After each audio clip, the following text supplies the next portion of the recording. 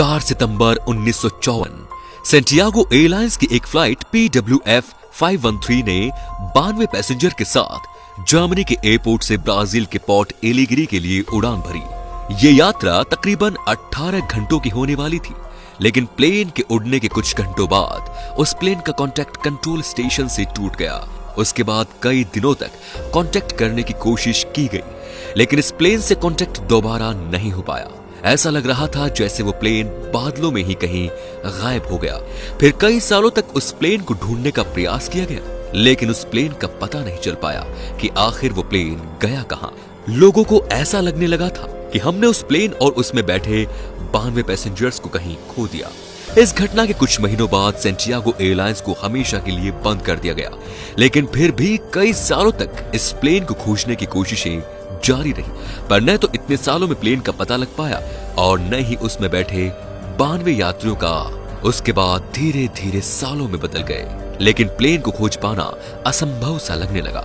लेकिन फिर एक दिन अचानक इस घटना के ठीक 35 साल बाद 12 अक्टूबर 1989 को पोर्ट एलिगरी के रडार में एक अननोन प्लेन देखा गया, जो कि काफी तेजी से एयरपोर्ट के रनवे की तरफ बढ़ रहा था। और जब वो प्लेन लैंड हुआ तो उसे देखकर वहां के ट्रैफिक कंट्रोल में बैठे लोगों के होश उड़ गए, और उसकी वजह ये थी कि वो प्लेन सैंटियागो एयरलाइंस की थी, जो कि 35 साल पहले बंद हो गई थी। तो फिर उस एयरलाइन की प्लेन अचानक बिना किसी चेतावनी के कैसे आ सकती है? उसके बाद उस प्लेन को जब करीब से देखा गया तो यही प्लेन था जो 35 साल पहले 92 यात्रियों के साथ रहस्यमयी तरीके से गायब हो गया था।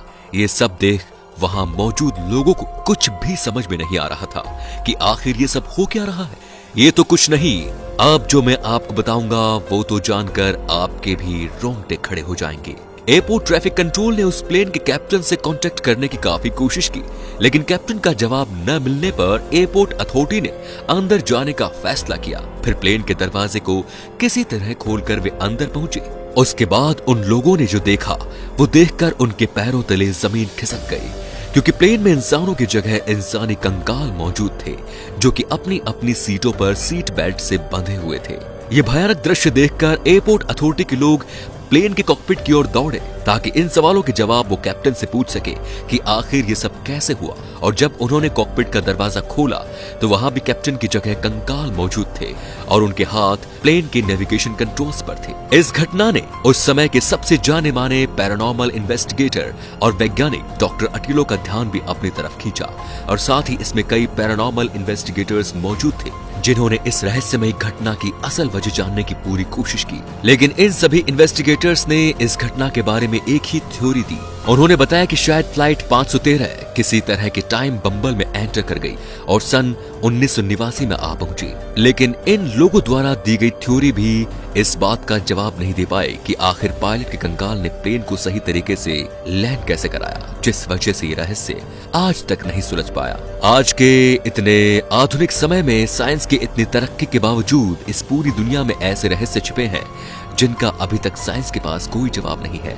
तो दोस्तों, इस वीडियो को लेके आपके मन में क्या विचार हैं हमें कमेंट में जरूर बताएं, और वीडियो पसंद आया हो तो शेयर जरूर करें। धन्यवाद।